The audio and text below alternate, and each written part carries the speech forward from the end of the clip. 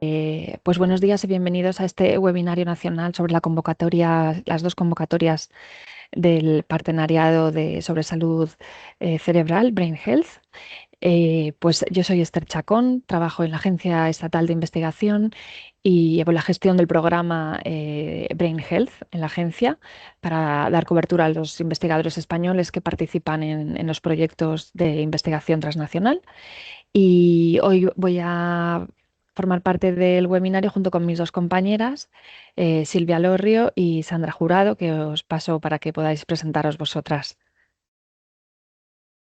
Gracias, Esther. O Sandra, no sé si ibas a empezar tú. Bueno, pues nada, buenos días. Yo soy Silvia Lorrio y trabajo también con Esther Chacón en la Agencia Estatal de Investigación como gestora de proyectos y llevo el partenariado y las convocatorias de Brain Health, que es de las que vamos a hacer el webinario hoy. Y Sandra. Pues muy buenos días, gracias por vuestra asistencia. Yo soy Sandra Jurado, soy investigadora del CSIC en el Instituto de Neurociencias de Alicante y yo participo como colaboradora científica dentro del programa de Bio Internacional y bueno, pues doy apoyo en la materia científica a Esther y a Silvia en estas convocatorias. Gracias. Pues ahora lo que vamos a hacer ya es empezar con el webinario, y lo que vamos a hacer en primer lugar es presentar las convocatorias internacionales, porque sabéis que el partenariado es una asociación de agencias financiadoras de distintos países que nos hemos asociado de alguna manera y lanzamos convocatorias conjuntas en las que cada agencia financia a su investigador, y de esta manera pues alineamos nuestros programas de investigación y facilitamos la colaboración internacional de nuestros investigadores. Entonces hay unas convocatorias internacionales y luego veremos el procedimiento administrativo nacional que tendréis que seguir para poder participar en estas convocatorias. Así que le paso la palabra a Silvia, que es la que va a empezar con las presentaciones. Gracias, Esther. Pues voy a compartir la presentación. Bueno, pues como Esther os acaba de decir, Brain Health es un partenariado europeo. Ahora hablaremos muy brevemente de él para introduciros. Pero la cuestión que más relevante para vosotros ahora es que ha lanzado ahora en enero, que están ahora mismo abiertas, sus dos primeras convocatorias transnacionales conjuntas, las dos JTCs de 2026. Entonces, como información preliminar de este webinario en sí, pues decirles que será grabado y que lo colgaremos en la web de la agencia, así como también la presentación con las diapositivas para que puedan consultarlo todo posteriormente. El sonido está solo disponible para los ponentes. Tienen activado una opción de preguntas y respuestas, entonces para que puedan formular sus preguntas.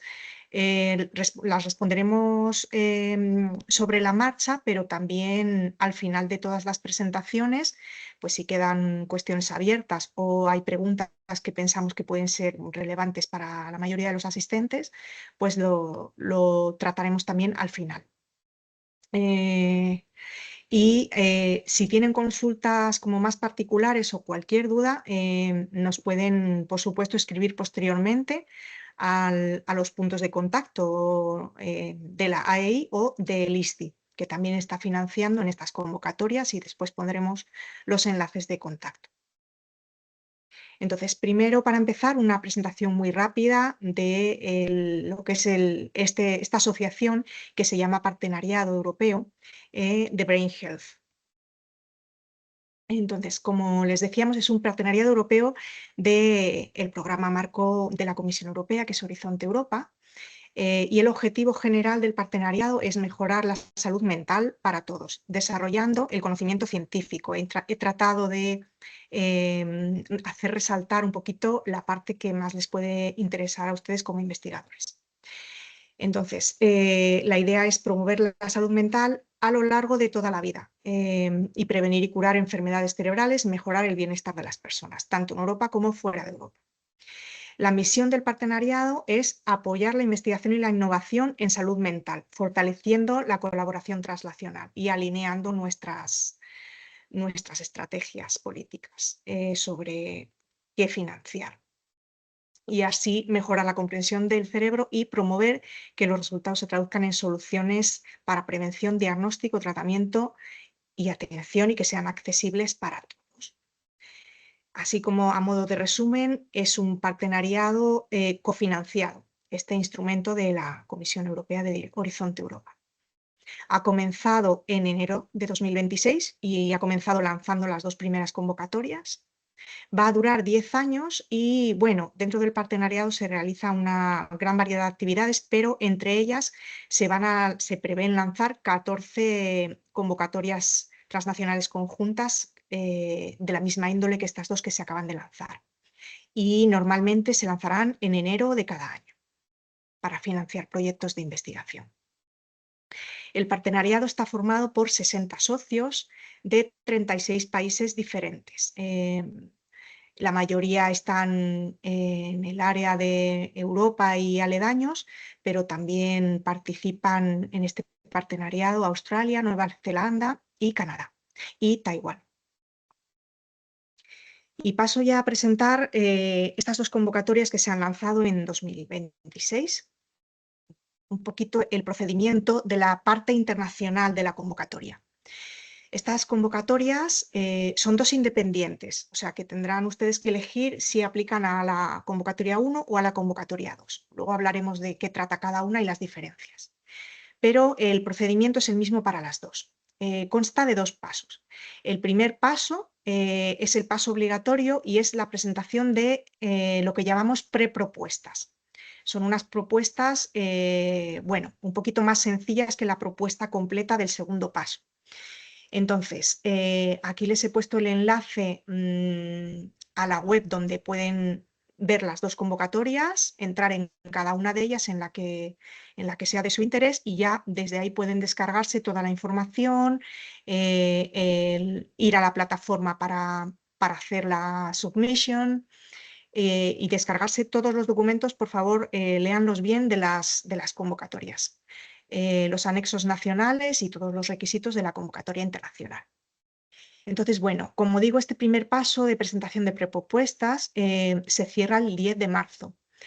Una vez que se haya cerrado y tengamos todas las prepropuestas, comprobamos primero la elegibilidad general de las propuestas y también a nivel nacional o regional de los socios que conforman cada una de las propuestas.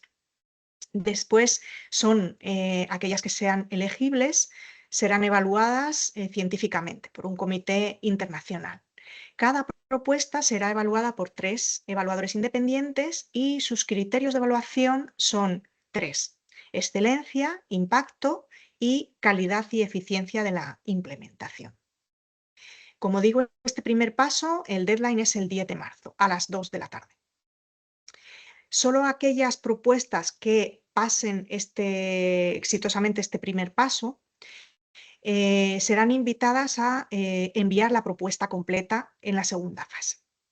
Entonces, una vez que se cierre el plazo para enviar las propuestas completas, pues los pasos serán similares a la fase 1. Primero se comprobará la elegibilidad general y nacional y luego serán evaluadas científicamente por 3 evaluadores independientes frente a los mismos criterios de evaluación. La única diferencia es que en esta segunda fase, además, también las propuestas son evaluadas por revisores éticos y también por revisores que son pacientes.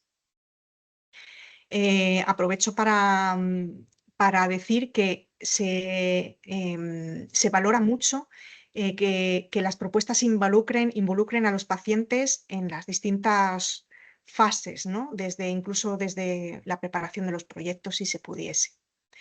Al final, aquellas propuestas que consigan ser propuestas para financiación, las que pasen exitosamente las 2 fases, serán consorcios. Cada propuesta es un consorcio formado por socios. Entonces, cada socio de ese consorcio es financiado por su respectiva agencia financiadora nacional. Por eso os decimos que consultéis muy bien el anexo nacional con los requisitos de la agencia financiadora en concreto a la que vayáis a solicitar.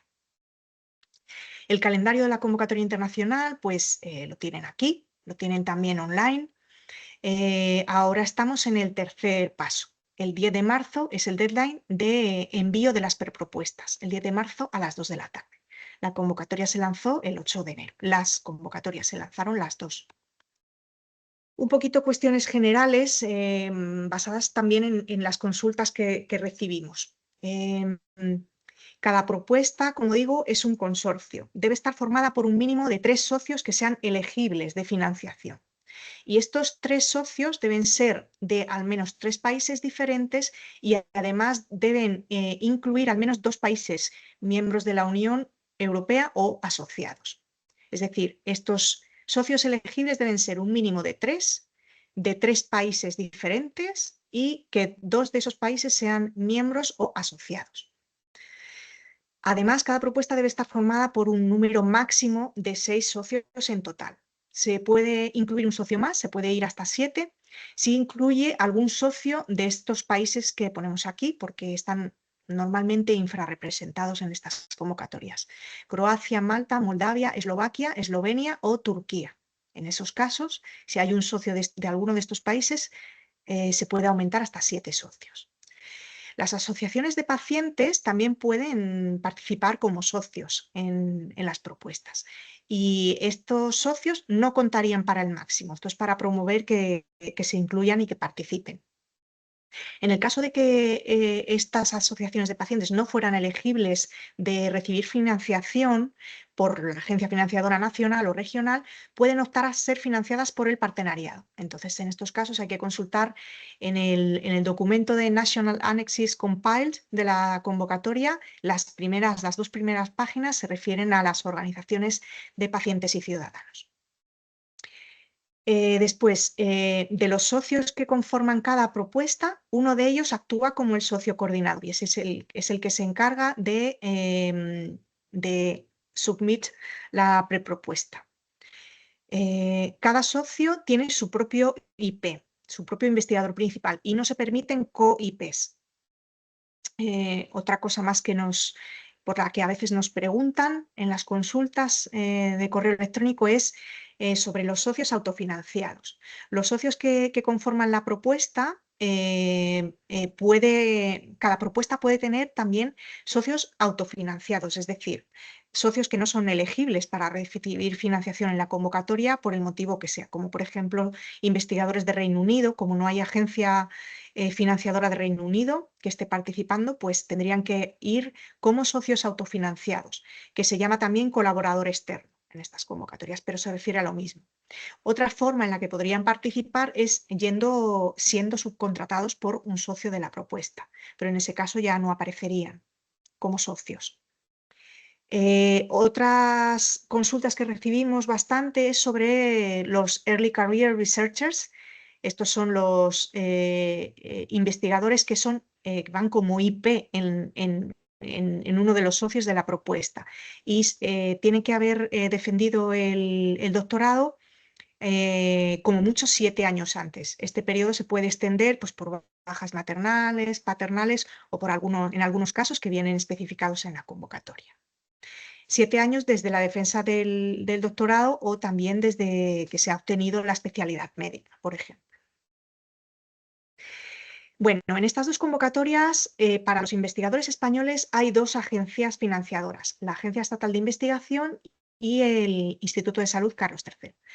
La Agencia Estatal de Investigación, nosotros, financiamos a universidades, instituciones públicas de investigación, centros tecnológicos, organizaciones de pacientes u otras instituciones privadas, pero que sean sin ánimo de lucro y que realicen actividades de I+D+I en España.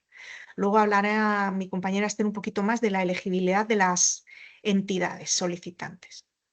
Para cualquier duda, les pongo aquí el correo electrónico para las consultas. Y luego también financia el Carlos III. El ISTI financia fundamentalmente al Sistema Nacional de Salud.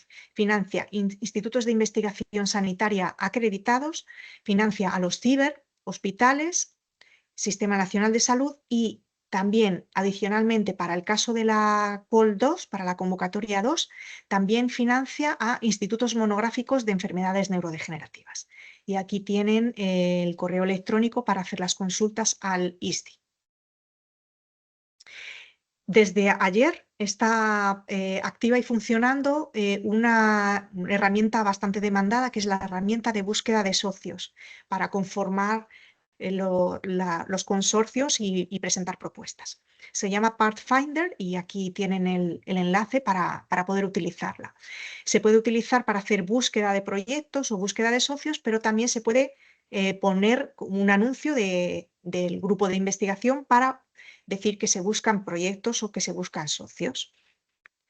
Y ya le paso la palabra a mi compañera Sandra, que va a hablar en concreto sobre los topics de cada una de las dos convocatorias que están ahora mismo abiertas.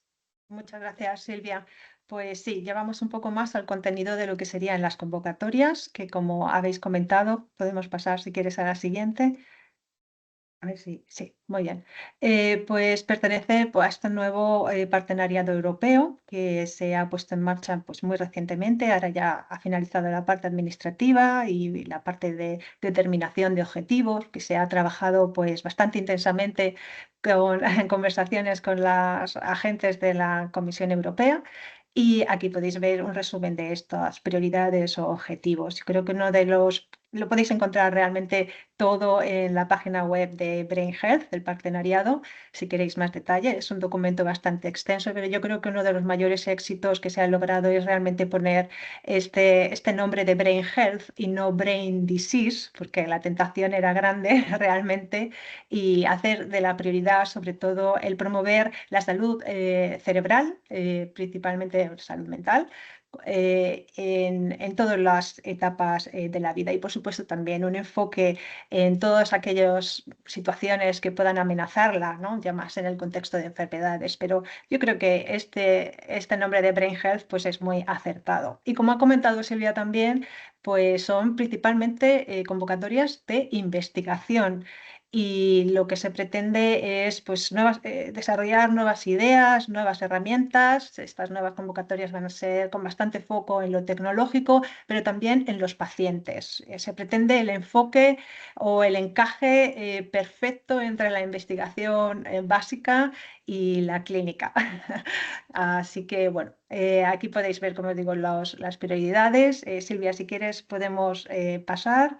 Y para lograrlas, para intentar llegar a estos objetivos, se ha lanzado ya este año la primera convocatoria de las 7, creo, ¿no? que vamos a tener en los próximos años. Bajo este paraguas,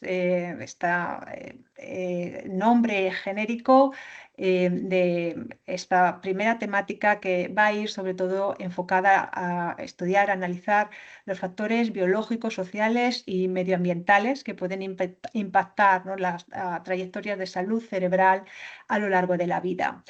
Este es el paraguas general que engloba dos ramitas, dos calls que, como ha comentado Silvia, pues vais a tener que escoger para ver un poco vuestra temática, vuestra investigación, en cuál de ellas puede encajar mejor. Estas dos divisiones se han realizado basándose en los programas anteriores que ya venían funcionando en el marco de otros partenariados de otras relaciones internacionales, como son JPND, relacionada principalmente con enfermedades neurodegenerativas. Y de aquí sería el COL2, directamente relacionado con estas enfermedades neurodegenerativas, y el COL1, más relacionado con enfermedades neurológicas, de neurodesarrollo o bien pues, de sistemas sensoriales. Estas convocatorias normalmente solían ser organizadas previamente por el programa de ERANET Neuron, en el que nosotros estábamos bastante involucradas. Realmente lo que se pretende ahora es combinar estos dos esfuerzos en el nuevo partenariado europeo, juntar a todos los neurocientíficos, a todos los clínicos relacionados con estas materias y empezar ahora este año con una convocatoria algo puente todavía en la que los investigadores puedan encajar sus proyectos en este nuevo formato. A nivel internacional, el Call Secretariat ahora mismo sería ANR en Francia, pero como os ha comentado Silvia y Esther, realmente vuestros puntos de contacto serían los puntos de contacto nacionales. Pues yo creo que podemos pasar. Si veis que me dejo algo sin decir, me lo decís, pero bueno, básicamente sería sobre todo, tener en cuenta que son convocatorias de investigación. Existen, cuando leáis la convocatoria, que seguro que ya lo habéis hecho, varios aspectos importantes y las convocatorias deberían de cubrir al menos dos factores de los que se presentan. Uno de ellos podría ser el estudio de factores biológicos, todo lo relacionado con factores genéticos, epigenéticos, pero también, por supuesto, estudios de imagen o electrofisiología que puedan estar relacionados con el mantenimiento de la salud cerebral o bien su deterioro. Así también deberían de incluirse al menos otros dos factores, como pueden ser el estudio de los hábitos de vida relacionados, por ejemplo, con la calidad de la nutrición, ejercicio o dieta, y además también factores relacionados con el ambiente, incluyendo también factores socioeconómicos, por ejemplo, y por supuesto potenciales contaminantes en el ambiente que puedan dar lugar a un deterioro de la salud cerebral. Además, también se describe en otros factores, otros aspectos, en los que al menos las convocatorias deberían incluir dos de ellos. Deberían de tener un aspecto mecanístico, esto estaría muy relacionado, ¿no?, con lo que os he comentado antes, estos factores biológicos, genéticos, epigenéticos, y además también otro factor, como podría ser enfocadas a una diagnosis, a un diagnóstico temprano o de reconocimiento temprano de potenciales enfermedades, además también de este otro aspecto de prevención o de desarrollo de tratamiento, que en este caso llamaría, por ejemplo, a una colaboración más estrecha con pacientes o con colaboradores clínicos. Eh, ¿Podemos pasar? Sí. En este caso, lo que se busca sobre todo son temáticas o proyectos que, además de estos aspectos que os he comentado, lo que pretendan sobre todo es intentar comprender, porque son convocatorias de investigación, cuáles son los factores que de alguna manera participan o contribuyen al deterioro de la salud cerebral de una manera longitudinal a lo largo de la vida, en lo máximo de lo posible, que se puedan incluir en vuestras propuestas. Y, por supuesto, para ello, pues, poder identificar evidentemente cuáles son los que lo deterioran y también cuáles son los que realmente lo benefician o lo potencian.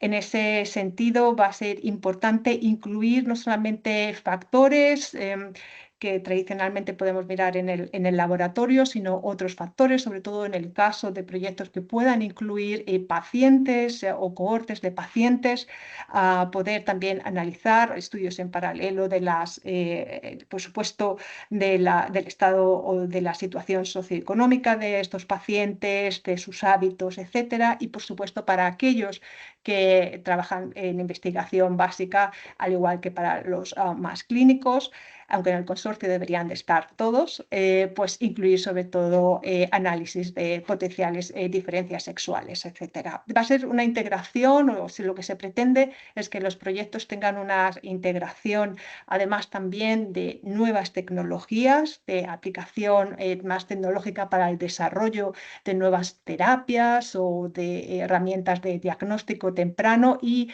aunque no va a ser prioritario quizás, pero sí que yo creo que se va a ser bastante bienvenido, ¿no? Como dice aquí en la diapositiva, el que se introduzcan aspectos de nueva tecnología que incluyan pues, nuevos dispositivos wearables o también, por supuesto, inteligencia artificial en la dirección de la mejora o el mantenimiento de la salud cerebral.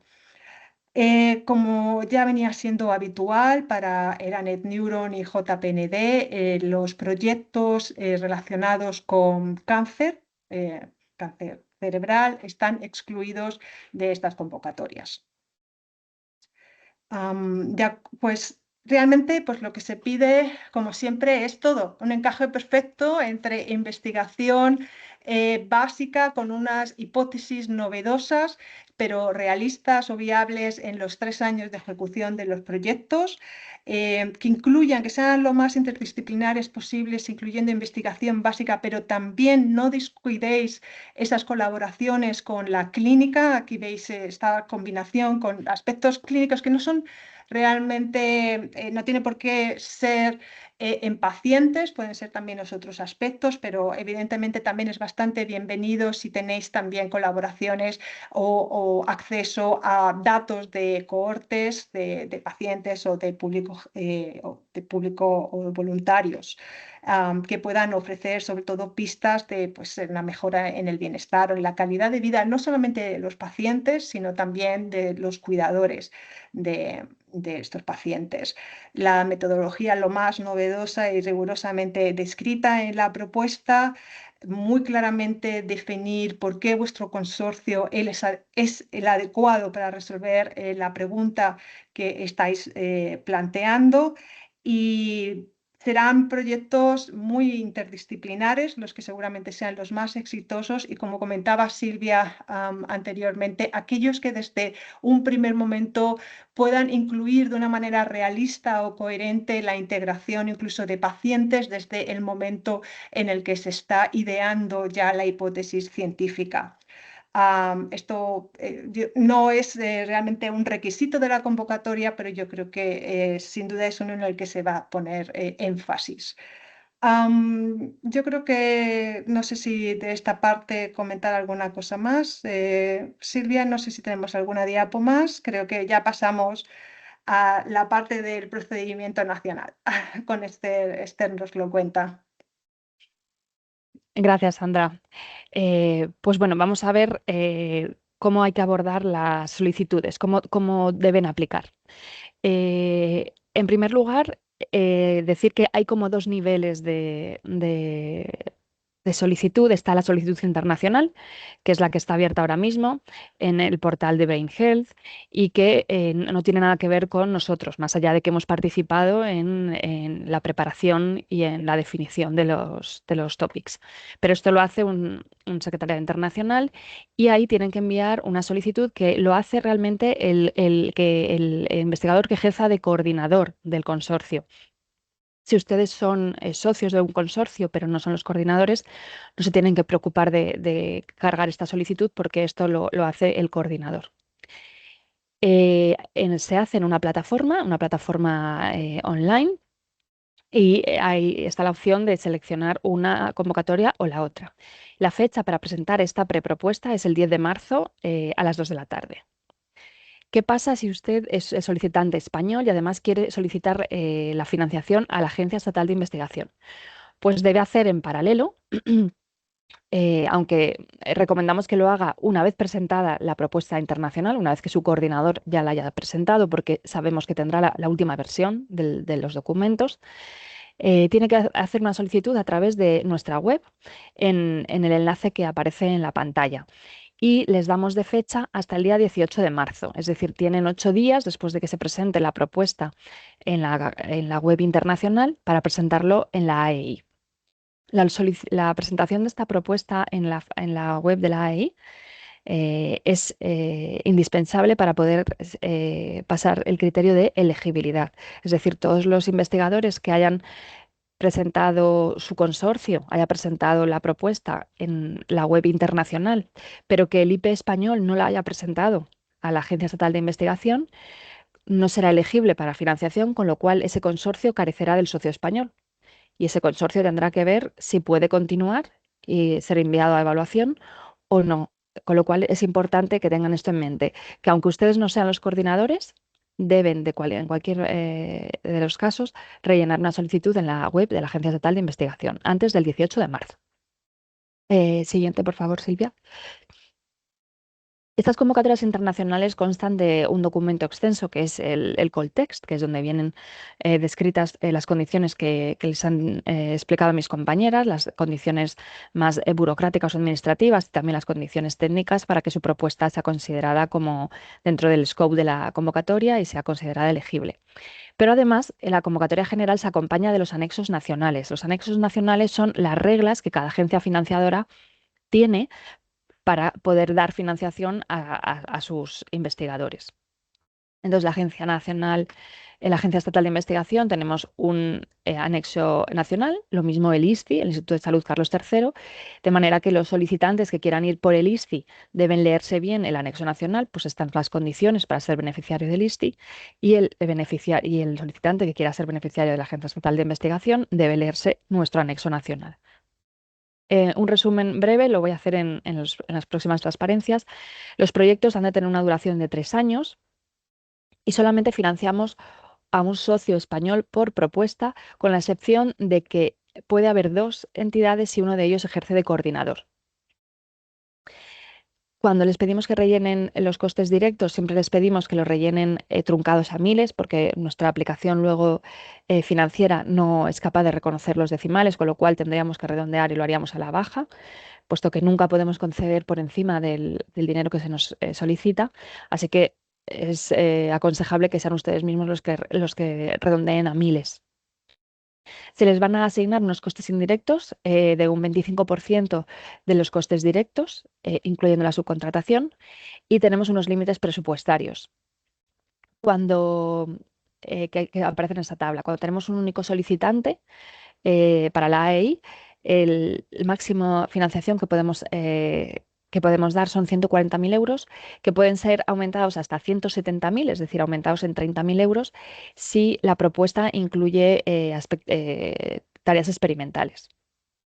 En el caso de que haya 2 solicitantes a la AEI, ejerciendo uno de coordinador, que eso es un requisito indispensable, podríamos financiar hasta 260.000 euros y aumentándolo a 290.000 en caso de que se realicen tareas experimentales.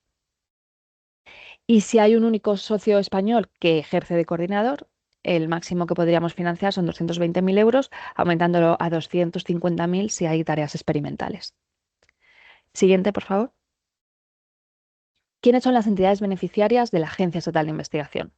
Pues son organismos públicos de investigación, universidades, centros tecnológicos y también entidades privadas cuya primera actuación sea la I+D, siempre y cuando no tengan ánimo de lucro.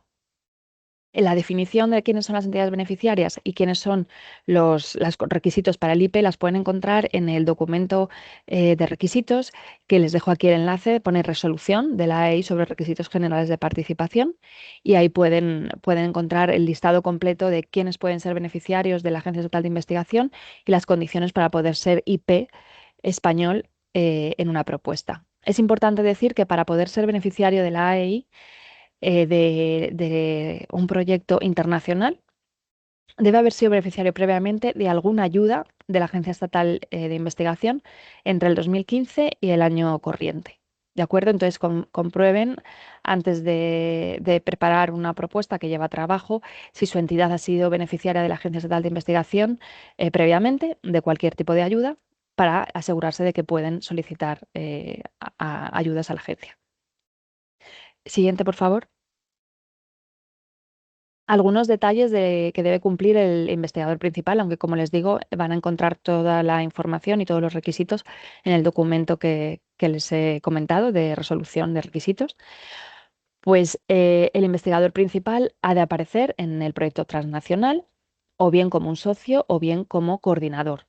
Debe tener el grado de doctor o equivalente en los centros tecnológicos, tener vinculación laboral con la entidad solicitante durante toda la ejecución del proyecto, es decir, el proyecto no puede pagar al IP ni a los miembros del equipo de investigación. El IP debe tener ya una relación contractual previa con la entidad beneficiaria, que es la que nos hace la solicitud. Se le pide tener suficiente experiencia investigadora, no estar contratado con fondos del plan estatal, como digo, tiene que tener una vinculación previa, es decir, que la entidad tenga recursos económicos para cubrir su contrato. Y se les pide también que firmen una declaración responsable en la que dicen, pues, declaro que soy doctor, declaro que, bueno, pues que no soy beneficiario de otra ayuda que pueda ser incompatible, declaro que tengo investigación, que tengo experiencia investigadora, y ese documento lo pueden encontrar en el enlace que aparece aquí.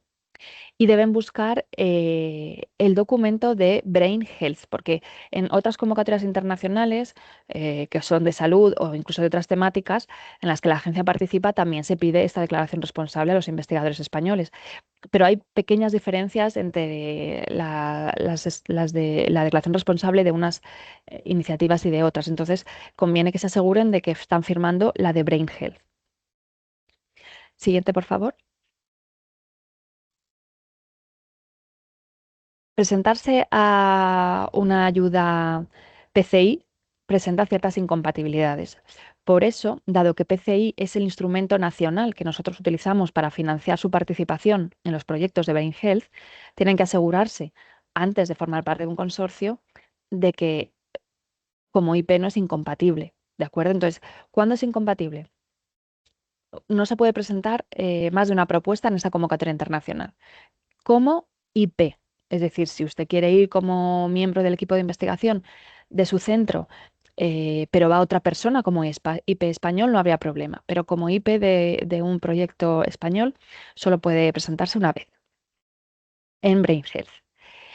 Después, la presentación como IP de una solicitud en Brain Health es incompatible con haber recibido como IP una ayuda de la convocatoria PCI del año 2026. Y también será incompatible si, por ejemplo, ustedes piden un proyecto en Brain Health y, por poner un ejemplo, piden un proyecto en otra convocatoria también de aspectos de salud que tenemos abierta en la agencia, que es ERA for Health, vamos a suponer, y piden como IP en ERA for Health y piden IP como IP en Brain Health, si estas dos convocatorias internacionales se financian en la misma PCI, en PCI 2027 o en PCI 2026-2, están incurriendo en una incompatibilidad. Dentro del año PCI corriente, solamente se puede ser IP de una vez, de un proyecto, y lo mismo con el PCI de los años consecutivos. Importante reseñar que las personas que actúen como IP deberán ser elegibles en la primera fase de la convocatoria internacional, es decir, en la que nos encontramos ahora, y no podrán ser sustituidas por otras personas en fases posteriores, salvo casos de fuerza mayor que deberán estar plenamente justificados. Siguiente, por favor. Como les he comentado, a las personas que ya hayan participado antes en convocatorias de Brain Health se habrán dado cuenta de que es una novedad que ahora sea obligatorio presentar la solicitud en la agencia estatal en el momento de la prepropuesta. Es algo nuevo que hemos implantado el año pasado. Entonces, lo quiero recalcar que no olviden que deben presentar también una solicitud en paralelo, unos días después de haber presentado la prepropuesta internacional, en nuestra web. Este es el aspecto de la web. Aquí tienen el enlace de nuevo para la web. Tendrían que registrarse en primer lugar con un usuario, ¿de acuerdo? Y una vez dentro se les va a pedir que registren su solicitud. Tienen que crear una solicitud nueva poniendo su nombre como IP, la entidad beneficiaria a la que corresponde, a la que usted está ligado, quién es el RL, el representante legal que deberá firmar su solicitud para que sea tenida como presentada y una serie de datos. Eh, Como digo, la solicitud debe estar firmada por el RL para figurar como presentada. Entonces, esto no deben olvidarlo, que una vez que ustedes suben la solicitud, al RL, al representante legal de su entidad, ya le aparece en su página que tiene con la agencia estatal, ese proyecto pendiente para firma. Entonces, si no lo firma en tiempo, antes del 18 de marzo, se entenderá como no presentada. ¿De acuerdo? Siguiente, por favor. En esa solicitud, como les he dicho, pues tienen que rellenar una serie de datos y luego se les va a pedir que carguen 3 documentos. No les va a llevar mucho tiempo porque entendemos que ya han rellenado la otra solicitud, pero sí que les pedimos unos mínimos datos para que ya figuren en nuestra base de datos desde el momento de la prepropuesta. Entonces, también se les va a pedir el presupuesto de una forma sencilla con los conceptos que ven aquí. Es verdad que no tenemos una línea específica de equipamiento, pero si ustedes necesitan comprar equipamiento para su proyecto, lo pueden incluir en otros gastos, porque al final son costes directos y hay una relación entre ellos, o sea que pueden ponerlo en otros gastos. Y han de presentar 3 documentos, que son que cargar los documentos en la aplicación. Un primer documento que es la memoria internacional que hayan presentado unos días antes en la web de Brain Health.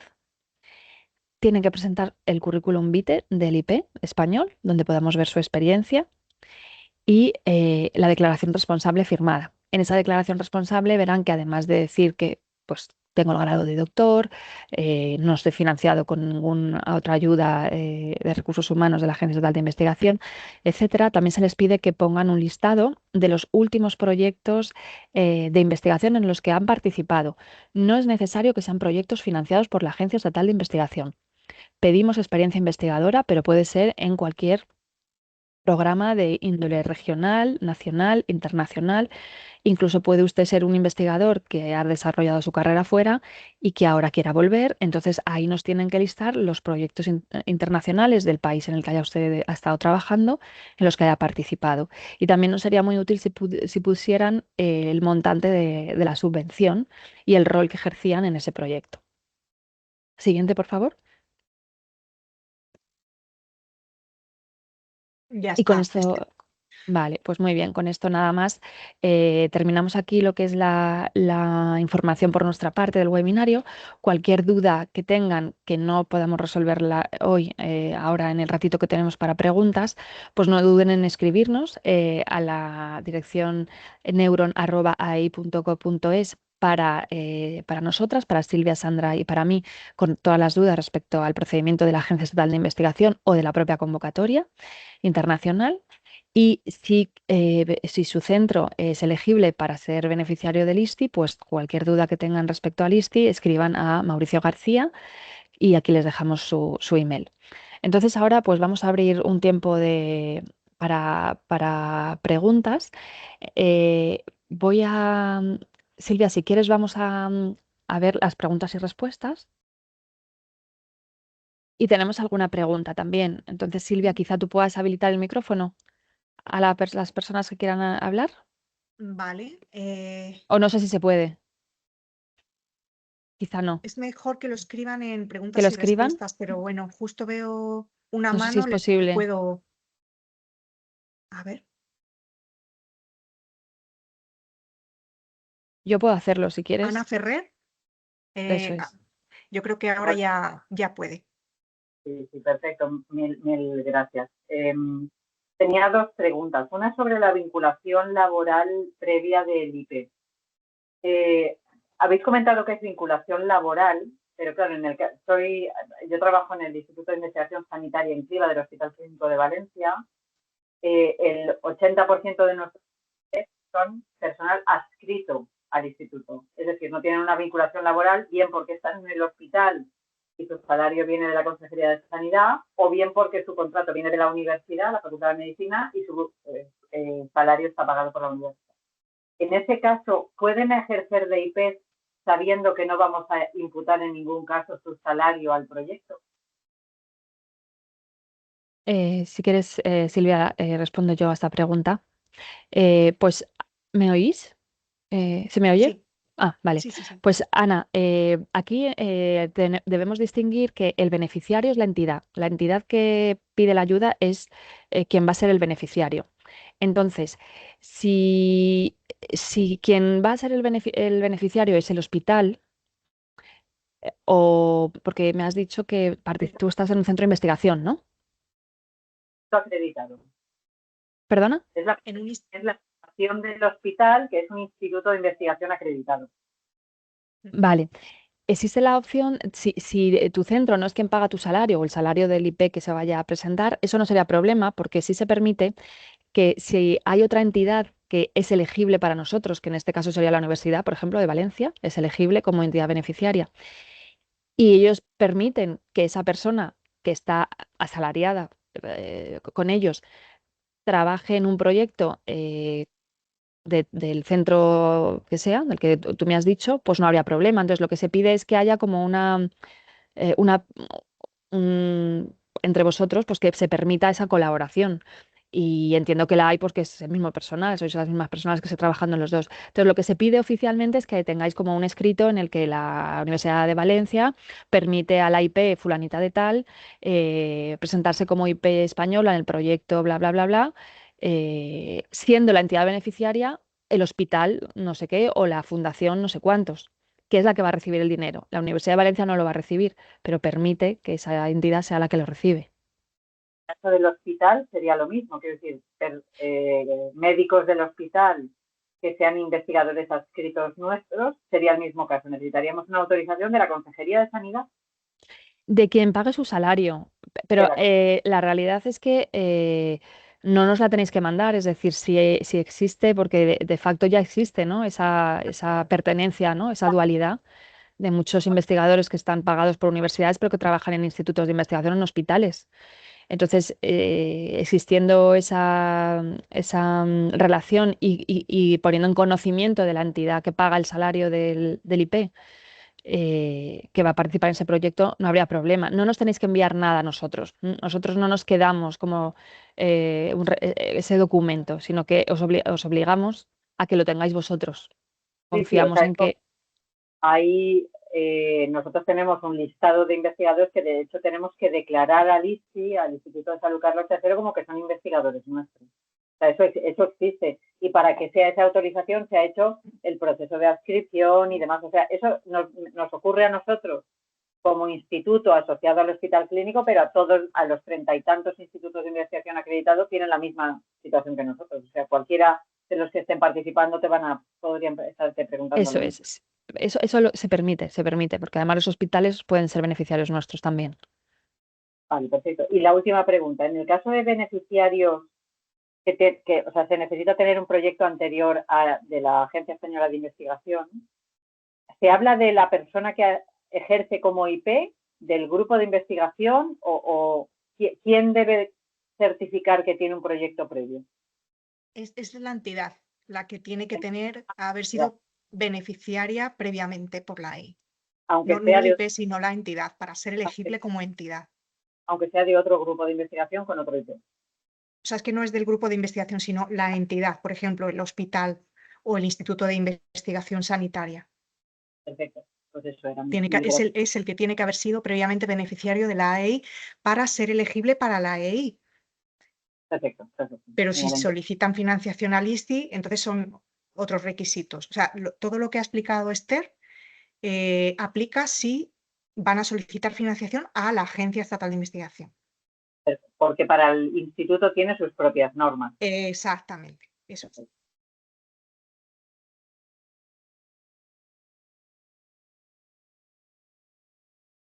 Esther, estás con el micrófono cerrado. Perdón, hay otra pregunta, ¿no? Sí, no sé si las preguntas y respuestas... Sí, quería antes de darle paso a Daniel, quería responder, que yo creo, estoy leyendo las preguntas y respuestas. Daniel Tornero preguntaba que si un consorcio es aceptado para financiarse, que se puede pasar que los partners de un país reciban financiación por sus agencias y que haya algún socio del proyecto que se quede sin financiación. Pues no, esto no puede pasar. Cuando ya es elegido un proyecto para financiación, todas las agencias hemos tenido que dar el OK a que ese proyecto se va a financiar. Si hay un socio que no puede financiar, pues ese proyecto se quedará sin financiación, porque entendemos que no es viable la financiación, o sea, no es viable la realización del proyecto sin la colaboración de ese socio. Entonces, cuando ya se publican las listas de los proyectos a financiar es porque previamente las agencias ya nos hemos reunido y hemos decidido que esos proyectos van a recibir la financiación.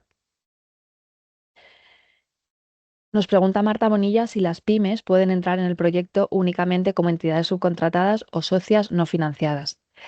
En este caso, las agencias que financiamos a los socios españoles somos el ISCI y la AEI y ninguno de los dos tenemos como entidades beneficiarias a pymes.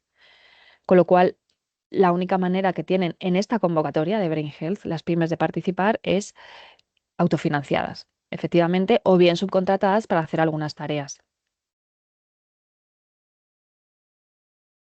Leo a Nerea, me he quedado en Nerea Mangado. Sí, si quieres sigo yo, Esther, y así descansas Sí, tú un poquito. Si la situación contractual del IP en la universidad finaliza a mitad del proyecto, ¿puede financiarse su coste para extender su situación contractual hasta la finalización del proyecto? Pues no con cargo al proyecto. O sea, si se finaliza el contrato del IP a mitad de ejecución del proyecto, a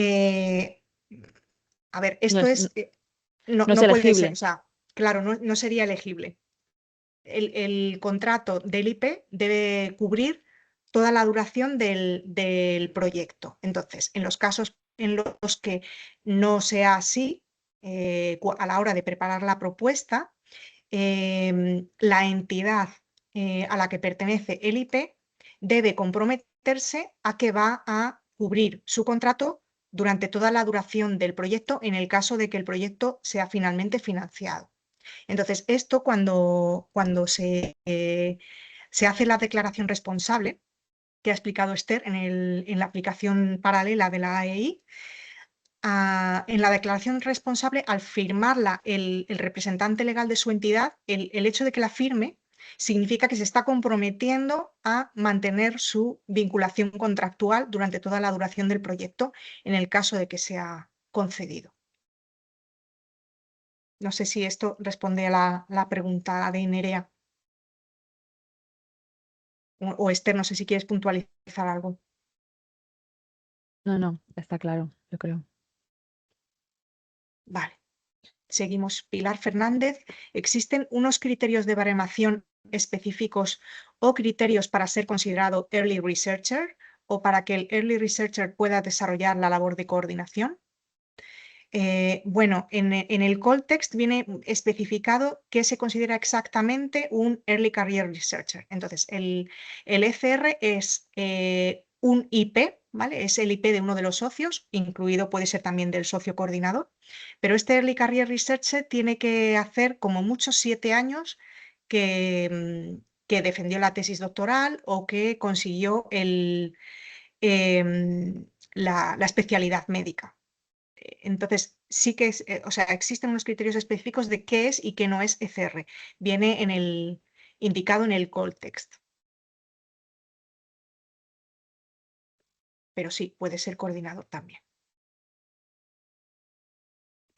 Se valora positivamente que una propuesta tenga Early Career Researchers, pero claro, se debe asegurar también que uno de los criterios de evaluación de los proyectos es la capacidad del equipo para llevarlo a cabo. Entonces, hay que tener en cuenta todo ello. La siguiente pregunta es, ¿las asociaciones de pacientes que quieran participar como socios también deben haber sido beneficiarios previos de la AEI? Bueno, las asociaciones que quieran participar como socios, si son asociaciones españolas, primero tienen que ver si son elegibles para ser financiadas por la AEI. Entonces, para poder ser elegibles para la AEI, efectivamente tienen que haber sido beneficiarios previamente. Entonces, bueno, pues si tienen alguna duda en concreto, pues nos pueden escribir, ¿vale? Al buzón de Neuron. Pero en el caso de que al final no fuesen elegibles para la AEI, todavía podrían recibir financiación directamente desde el partenariado. Entonces, esto lo pueden consultar en el documento que está en la web de la convocatoria internacional, el documento que se llama National Annexes Compiled. Ahí en las 2 primeras páginas vienen las especificaciones para estas asociaciones, cómo solicitar financiación o qué requisitos deben cumplir para ser financiadas por el propio partenariado.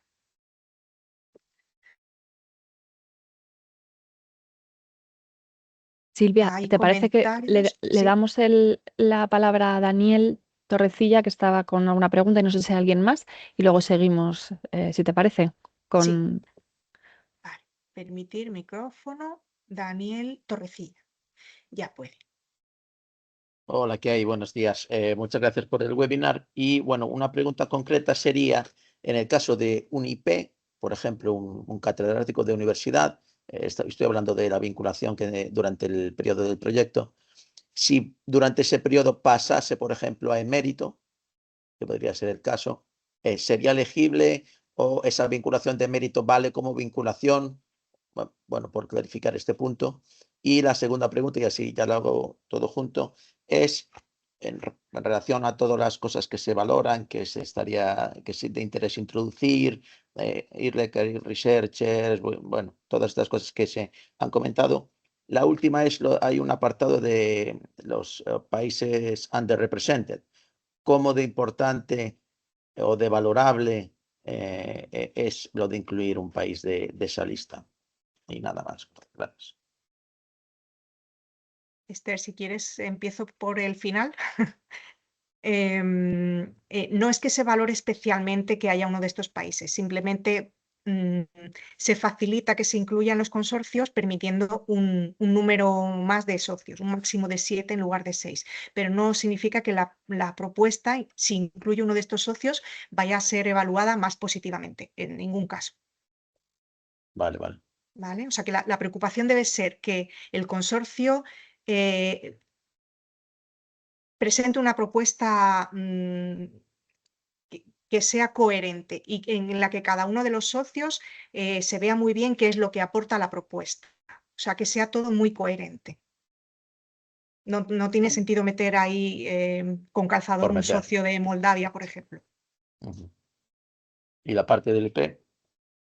La parte del IP, es verdad. Esther, ¿quieres contestar tú esa parte? Sí, respecto a los profesores eméritos, bueno, el problema que tenemos con los profesores eméritos es que nosotros pedimos que el IP tenga una relación contractual con la entidad beneficiaria durante todo el periodo de ejecución del proyecto, que vienen a ser 3 años, aunque muchas veces se piden prórrogas y se pueden prorrogar 12 meses más o 18 meses más.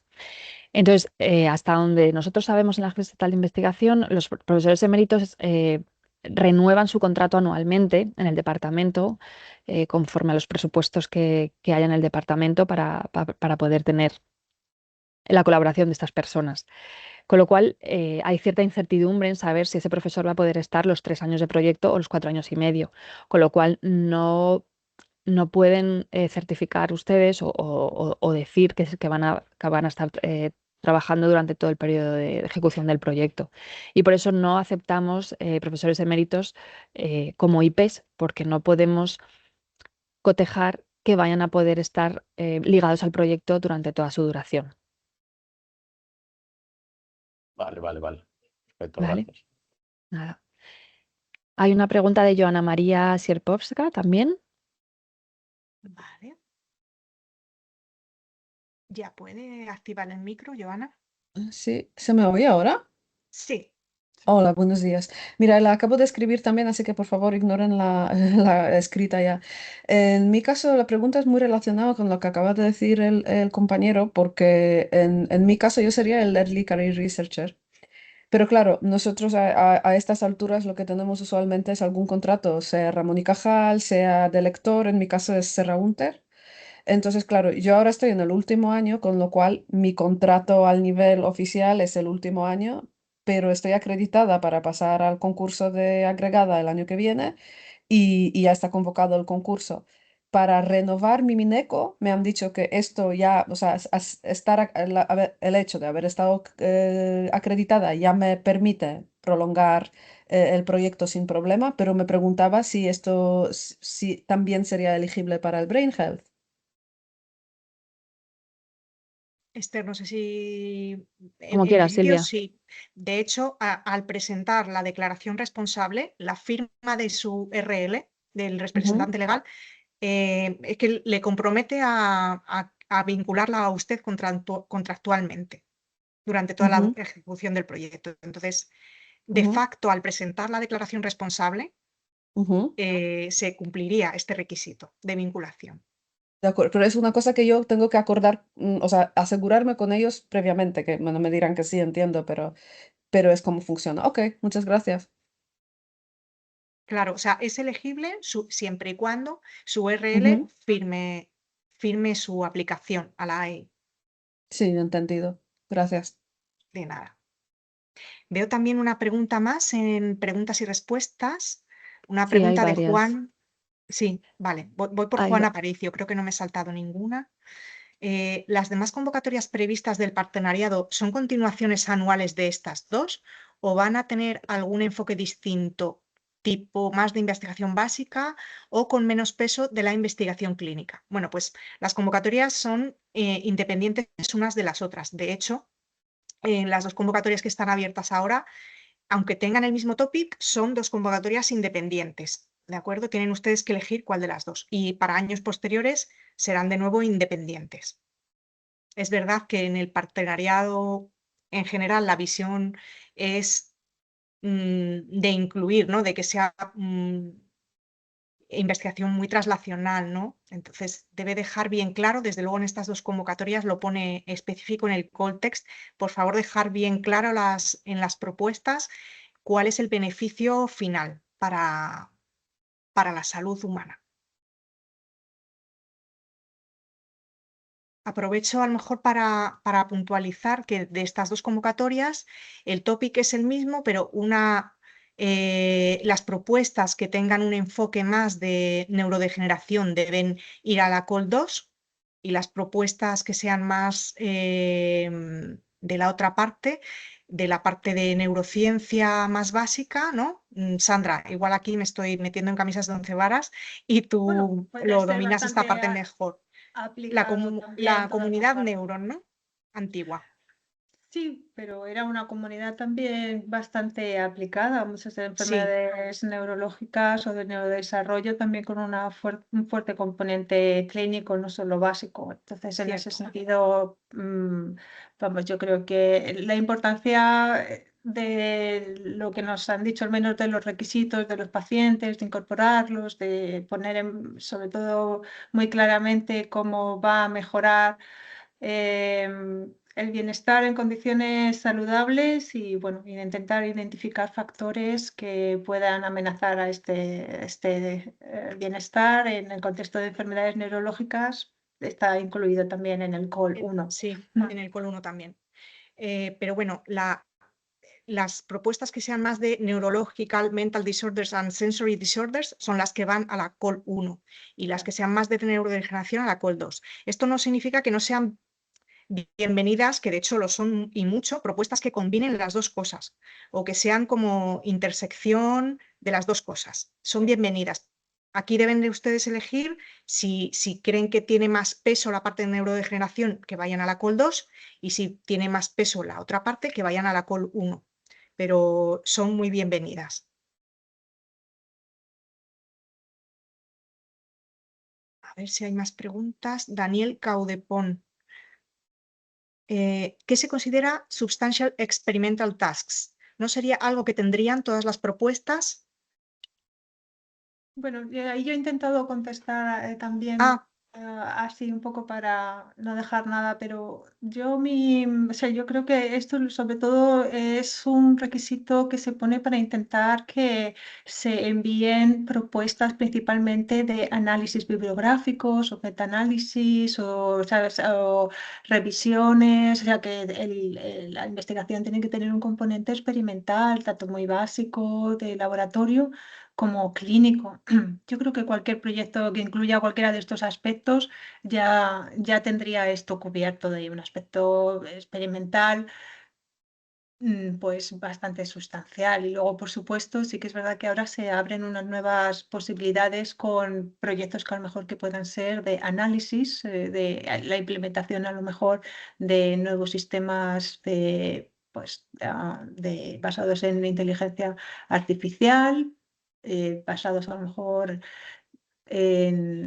sobre todo más centrados en lo que sería pues nuevas estrategias de análisis. Veremos a ver un poco cómo responden los paneles de evaluación a estos proyectos, si aparecen realmente sin ningún tipo de fuente o adquisición de datos o de experimentación. Eso es para nuevo. Sí, eso es. Mm. Solo añado que viene en el anexo nacional de la AEI, viene aquí especificado y detallado.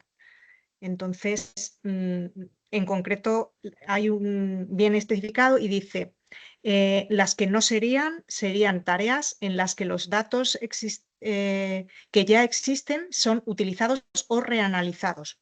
Reanalización, pues mira, por O ejemplo, sea, eso que yo ya creo que la clave no está en la generación de datos. generaliza. Claro, pueden ser clínicos, básicos, ahí ya cumples el requisito, pero eso ya contesta también a mi pregunta, que ya, no sé, no pueden ser de análisis. Sí, he leído una pregunta en el chat de Paula Yazak que dice que la composición del consorcio, que entiende que puede haber hasta 7 socios financiados. Y el límite de 7 es para socios que reciban financiación. Si luego usted quiere añadir socios colaboradores adicionales que no reciban financiación, yo creo que Silvia, esto no se especifica nada en el call text, ¿no? Ay, perdón, Esther, ¿me puedes repetir que estaba... Sí, no, que hay una pregunta en el chat que dice, en cuanto a la composición del consorcio, entiendo que puede haber hasta 7 socios financiados y que además es posible incluir socios colaboradores adicionales. Entonces pregunta si podría haber un consorcio con hasta 10 miembros, financiados 7 y los otros 3 que sean, entiendo, autofinanciados o colaboradores adicionales. No sé si esto está No, aplicado en el call test. está Vale. explicado, sí. Los socios autofinanciados sí cuentan para el máximo, Ajá. ¿vale? Entonces, únicamente podría haber 7 socios si uno de los financiados es de Moldavia, etcétera, de estos países infrarrepresentados. O también puede haber más socios si son asociaciones de pacientes. Estas no cuentan para el máximo tampoco. Pero los socios autofinanciados sí cuentan para el tope de 6 socios por proyecto. Vale, hay una pregunta también de Paula que comenta si el tener un Early Career Researcher es un criterio de evaluación o es un requisito formal de elegibilidad. Pues ni una cosa ni la otra. Es decir, no es obligatorio presentar un ECR en absoluto. em, y yo creo que tampoco se evalúa contra tener un ECR, ¿no? No, Simplemente yo creo que es más bien para datos, bueno, pues para contar, saber si se presenta mucha gente joven dentro de la convocatoria por temas estadísticos, pero animar a que lo hagan, ¿no? Es decir, les permitimos que sean IPs, que en otras convocatorias no se les permite a los jóvenes investigadores ser IPs, pero no lo valoramos positivamente. Es decir, si en su laboratorio no cuentan con un ECR, no pasa nada, se pueden presentar igualmente. Y luego totalmente. también dice que excepciones, ¿no? Dice, en el caso de un investigador que no tenga aún una posición permanente, pero que sea independiente y elegible, ¿podría considerarse ECR aunque hayan transcurrido más de 10 años desde la obtención del doctorado? Pues Silvia nos ha explicado que no pueden pasar más de 7 años, ¿verdad, Silvia? Desde la obtención del Sí, doctorado. sí, eso es. Este periodo sí que se puede ampliar a más de 7 años por ciertas cosas que vienen también especificadas en el call text. Por ejemplo, son las bajas de maternidad o de paternidad por cada hijo. Me parece que son 18 meses que se puede ampliar ese plazo de 7 años. Por algunas otras causas que vienen ahí en el call text. Y yo creo que ya la última que tenemos ahora es de Daniel Tornero, yo creo. Ah, no, hay más, hay más. Daniel nos pregunta que por qué hay algunos países que participan en una, por ejemplo en la COL 1 y no en la 2, como es el caso de Austria. Pues esto responde a su planificación investigadora o su estrategia de I+D+I, que a lo mejor abogan por más la parte de neurodegenerativas o han financiado muchas neurodegenerativas en los últimos años y ahora prefieren no ir a la 2. Esa es la razón, no hay otra razón más que una estrategia de I+D dentro del país. Luego nos pregunta Lidia si nos han concedido un proyecto Herdera 2025 en el que soy IP. ¿Es incompatible realizar una solicitud como IP? Esto ya me lo han preguntado varias veces respecto a los Herdera. Herdera, que es una iniciativa sobre enfermedades raras, en Herdera la Agencia Estatal de Investigación no participa porque es una convocatoria con mucha parte clínica. Y entonces el agente financiador español es el ISTI. El ISTI es quien financia a los investigadores españoles que participan en proyectos Herdera, con lo cual no cabe incompatibilidad con ser un IP en un PCI y en un Herdera, porque son dos entidades financiadoras distintas. Habrá incompatibilidad si la agencia participase en Herdera, financiásemos su proyecto con PCI 2027, por ejemplo, y Brain Health también se va a financiar con PCI 2027. Entonces ahí el IP tendría dos ayudas, una para Herdera y otra para Brain Health, lo cual es incompatible. Pero no es el caso porque la agencia no participa en Herdera. Y mencionar, que esto se me ha olvidado en la parte de mi presentación, que los investigadores españoles que presenten propuesta y su propuesta sea elegida para financiación, entrarán en la convocatoria PCI 2027-1. ¿De acuerdo? Ahí es donde deberán presentar, bueno, ahí es donde nosotros vamos a resolver su financiación. ¿De acuerdo? Hasta 2027 no recibirán la financiación española. También que lo sepan. ¿De acuerdo? Sí, la convocatoria internacional se resolverá a finales de 2026, las dos fases, y posteriormente comienza cada agencia financiadora de cada país sus procedimientos administrativos para financiar a cada uno de los socios de sus propuestas exitosas. Entonces, en el caso de los socios de los investigadores de la AEI, pues harán una solicitud a PCI en 2027 a 1. Por eso son incompatibles proyectos que hayan sido financiados en PCI de 2026 y también de 2027. Serán con las de 2027. Les avisaremos a los investigadores que tengan que hacer este paso, les contactaremos nosotros. De todas formas, estén ustedes también pendientes de cuándo abra la PCI. Es un instrumento de concesión directa, ¿verdad, Esther? Entonces, no van a ir, no se va a realizar otra evaluación, es simplemente el instrumento que tiene la AEI para poder financiar a estos investigadores, a estos proyectos. Eso es, pero no se va a volver a evaluar y quien haya salido evaluado favorablemente en la convocatoria internacional, pues será elegido para financiación por la AEI. Y yo creo que ya vamos a ir a por la última. Nos preguntan en el chat, en el caso de dos IPs españoles en el que uno sea coordinador, ¿cuál es el máximo de financiación para cada grupo? El dinero se lo pueden repartir como ustedes quieran. El máximo es el que aparece en el anexo nacional, en la tabla que hemos presentado en la presentación, pero pueden repartir la cantidad como según sus necesidades y según las labores que vayan a realizar en el proyecto. Y bueno, pues yo creo que ya vamos a dar por finalizado el webinario. Cualquier duda que tengan, pues pueden contactarnos a través del correo electrónico, como ya les hemos dicho. Y no olviden, a partir del día 10, pues rellenar la solicitud en la web de la AEI para que se tenga la propuesta por presentada a nivel nacional. Y nada, muchas gracias Silvia y Sandra y a todos los asistentes por atender.